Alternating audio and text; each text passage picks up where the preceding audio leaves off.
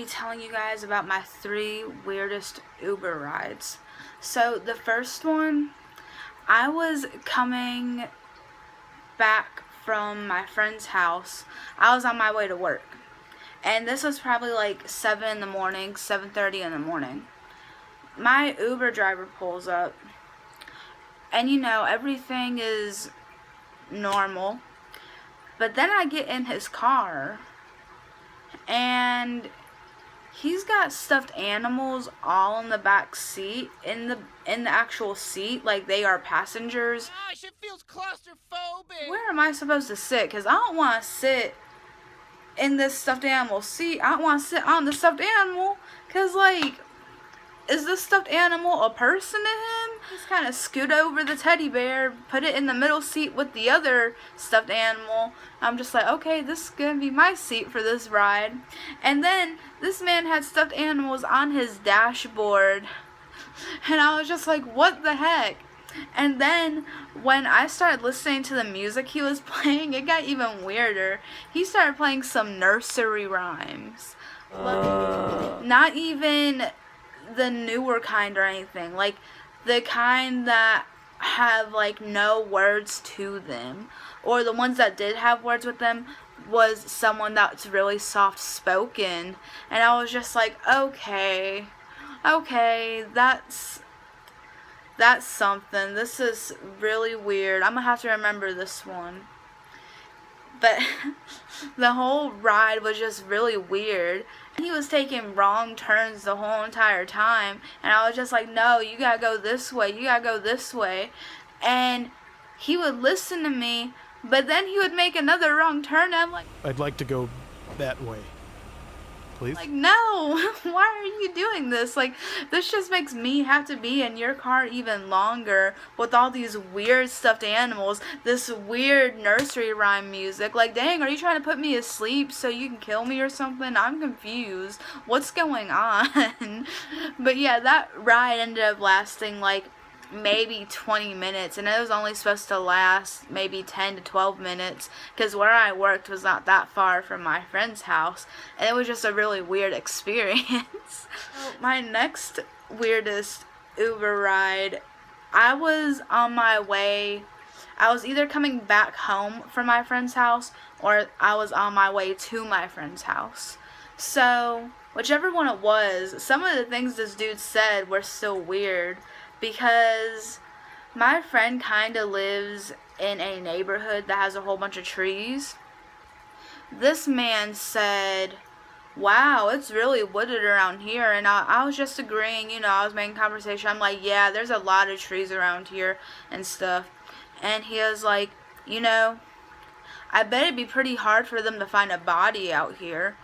And I'm just thinking to myself, I'm like, okay, this conversation's getting a little too weird for me. I kind of want to back it up a little bit. So, I'm still making conversation. I'm just like, yeah, it probably would be kind of hard to find a body in all these trees.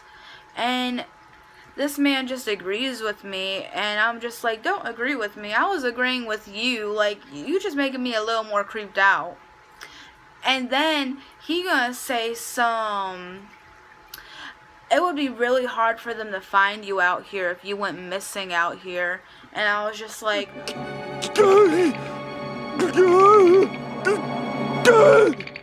that's it. I'm not even agreeing with that. I'm not being friendly anymore. That's going a little too far for me. I'm good. Can we stop talking like that? I would much appreciate it. I would appreciate it so much if we didn't talk like that anymore.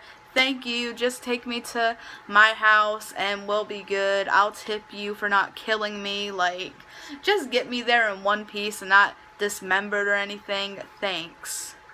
So that was another one. I know these are really short, but they're really weird, and it's just they're my weird experiences. And oh my god, it was actually pretty recently, so I'll be able to talk on it a little more than I can the other ones.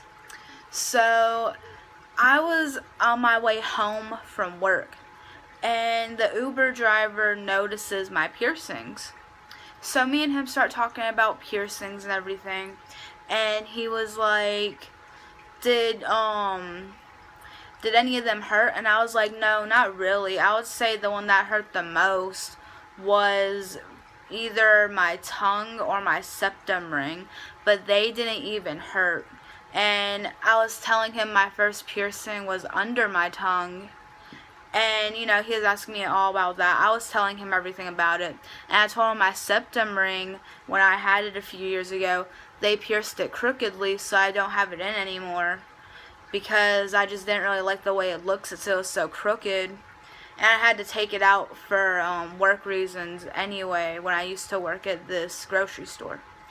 So then we get on the subject on other piercings. He's like, I had this girl tell me one time that her nipples are pierced, and that hurt a lot. And we're talking about piercings, so it's fine. I'm like, yeah, I bet that did hurt a lot. I don't know if I'd ever want to get them done or not. And then he starts hinting at it. He's like, if you want to get anything else done. And I was just like, Oh, jeez. I don't know right now. And he said, nah, I think you know. And I was just like, okay, so can we go back to a child-friendly subject? I would really appreciate that.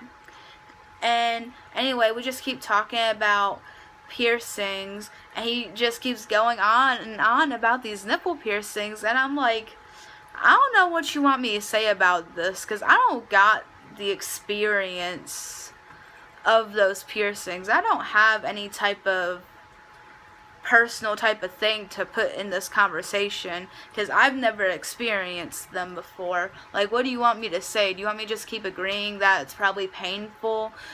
Like, what? I can't say anything on them.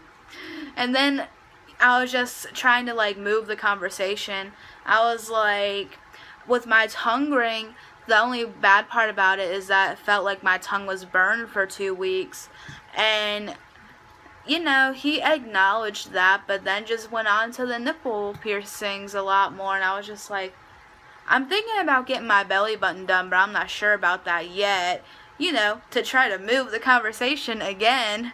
And he's like, that probably looked pretty nice. I'm like, yeah, I think it would too. So then I finally got him off that subject, and when we got to my apartment and I was about to get out of the car, he just looked back at me and smiled really big, and I was just like, okay, that's enough. That's enough for today. That's enough. Let me get out of the car. I said thanks, got out of the car, and left, because I was good after that. I didn't need any more type of interaction after that. Like, I'm fine. I don't need any more interaction. But yeah, those are just some short stories. But anyway, thanks for watching this video. It's not really a story time, so I can't call it a story time. But thanks for watching this video.